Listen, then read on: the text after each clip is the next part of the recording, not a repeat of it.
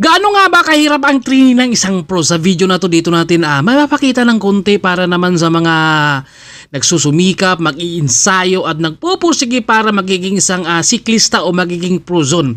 Dahil dito sa Pilipinas konti lang talaga yung ating mga siklista dahil lang ay sa kawalan rin ng suporta sa ating gobyerno rin. Dahil hindi basta kasi ang pagiging siklista kundi isang buong loob mo rito na ikaw ay basta papasok rito. At dito mapapalaban ang isang amateur laban rito sa ating pro. Isang sprinter, itong si Jay, laban rito kay Angelo na kung saan meron din itong pang-ahon, may pang-remate rin. Itong si Angelo, tingnan natin kung makakasabay ba si Jay hanggang dulo tayo nito kung anong diskarte ni Jay, kung paanong tiisin niya rito. Dahil yung kanyang maintain 31 to 32 kps kaya mabigat rin ito. Pero meron din tayo mga sprinter na kung saan ay nakakasabay sila sa ahon. Dahil nagdidepende yan kung anong klase rin ang ahon. Kagaya la Ryan Tugawin, nila Mervin Corpus, nila John Paul. Pero meron din naman talagang climber, nakakaiba talaga umahon rin. Dahil kagaya na Pascual, John Ren Navarra, sila Carcueva, talagang matindi yan umahon. Pero meron din mga sprinter din. Pagdating sa ahon, bakit kaya sila? Nakalakalamang sila, pati mga climber, pinapakalas ng mga sprinter. Yun ang ating aabangan rin sa susunod.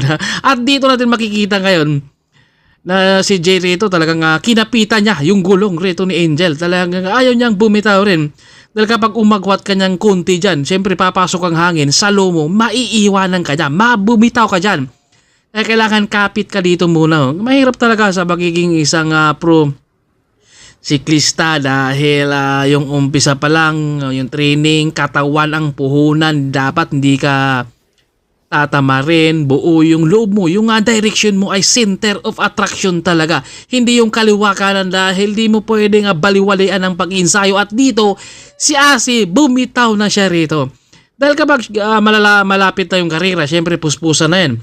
Yung kalang pag-iinsayo, andyan na yung mga training. Andito ang mga bataan ni Tatay Tox, kaya shoutout din kay Tatay Tox inabutan namin rito rin.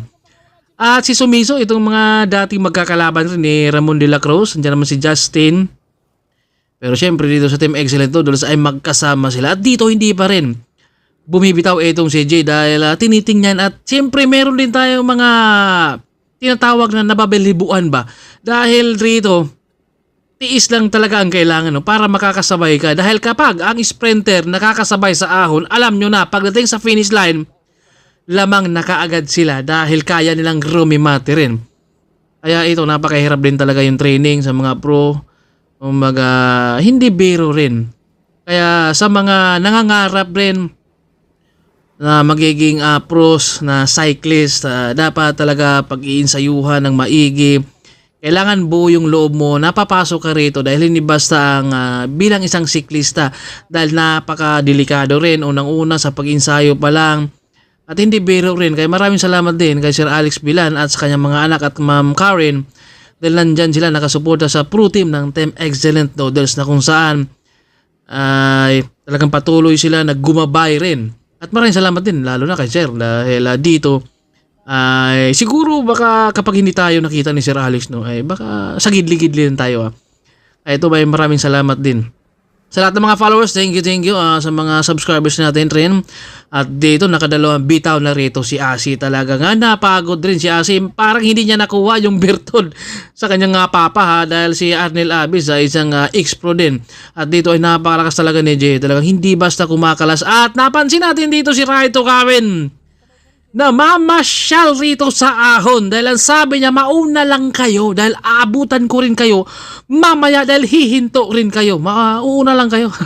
Ito yung ating mga veterano, syempre alam na yung mga galawan. Ito na si Joseph Bura, ang isang break artist ng Team Excellent Noodles na kung saan hindi talaga siya makakapaniwala sa kanyang lakas pero nagsipag, nag-ensayo, kumbaga focus sa sarili, disiplina talaga ang mahalaga pagdating na sa pagiging isang siklista. Dahil hindi mo basta bara-bara ka rito, hindi mo basta na sirain yung sarili mo kapag nandyan ka na. Dahil kapag haluan mo ang isang ensayo ng bisyo pang iba, doon kahihina. Kailangan mo talagang focus isang direction lang talaga. Kaya yan yung ating best time sa ating Tour of Luzon 2025. Mga maraming nagulat talaga sa kanya. Dahil sunod-sunod yung kanyang panalo. Kaya dito nagpupursige talaga si Joseph Habinyar na talagang makakuha rin ng panalo rin. Dahil alam naman niya na hindi lahat rin nabigyan ng pagkakataon na makapasok sa Pro Team. Pero nung nandyan na sa nakapasok, kaya binigay niya yung best.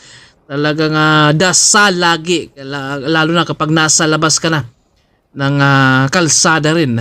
At nandito naman ang ating King of the Mountain 2025. Walang iba kundi si Joshua Pascual. At dito ay nakakapit itong si Asi dito. Kaya si Tugawin, namamasyal lang siya dahil sabi niya, mauna lang kayo, abutan ko rin kayo mamaya dyan.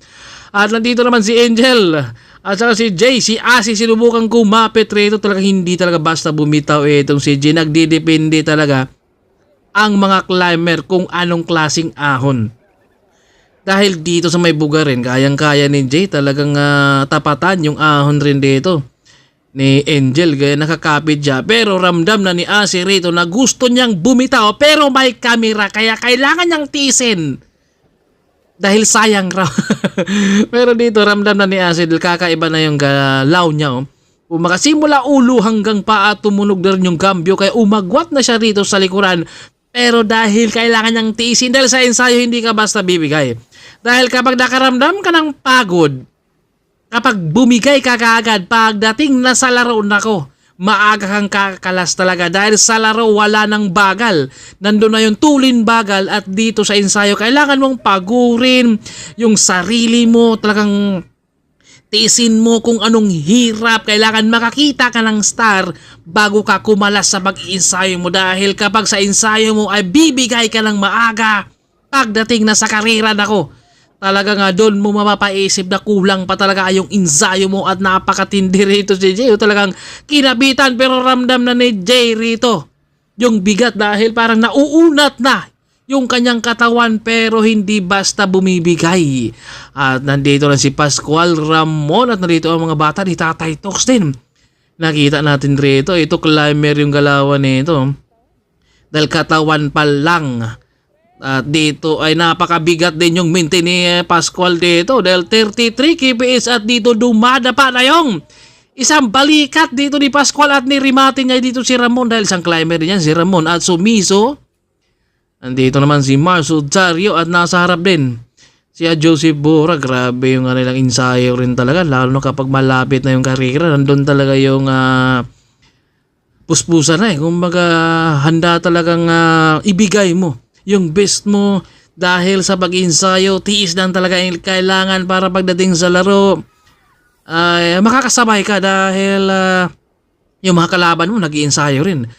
Na dahil kapag magkalaban na kayo niyan, kapag natalo mo siya noon, babawi yan sa susunod na laban. Kaya pag-iigihan yan ang kanyang pag-iensayo. Kaya dito, siyempre kapag mga pro, hindi ka basta dito na hindi ka talaga magbabike.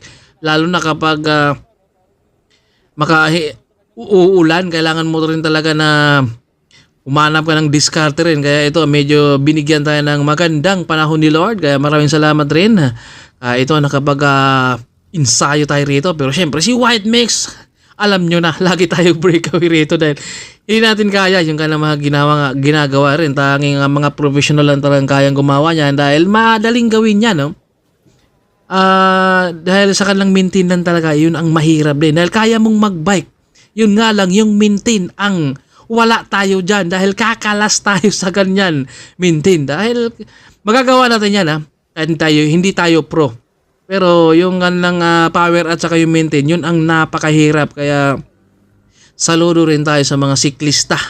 Dahil napakahirap yung kanilang ginagawa rin. At dito si Maro talaga hindi mapapakalas, si Sumiso rin.